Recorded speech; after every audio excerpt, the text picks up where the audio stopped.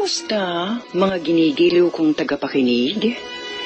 Narito na naman po kami sa pagsasadula ng mga pangyayaring lumikha ng suliranin at bagabag na humitik at naging mahalagang bahagi ng buhay.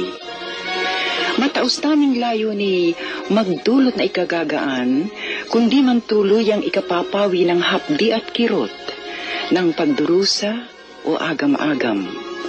Sa huli, ako po'y mag-uukol lang maikling panukala o kuro-kuro na sana'y makasiya sa may-ari ng salaysay, makaaliw sa marami, at kapulutan ng aral ng ibang ang isip ay hinilam ng nanghinang kalooban at nagkulang ng tiwala sa sariling kakayahang bathi ng pagsubok ng kapalaran.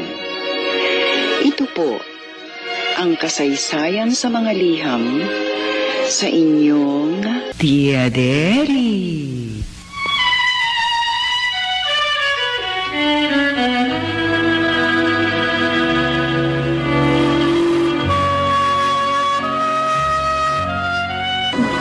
Kumusta, mga ginigiliw kong tagapakinig? Ito po ang kasaysayan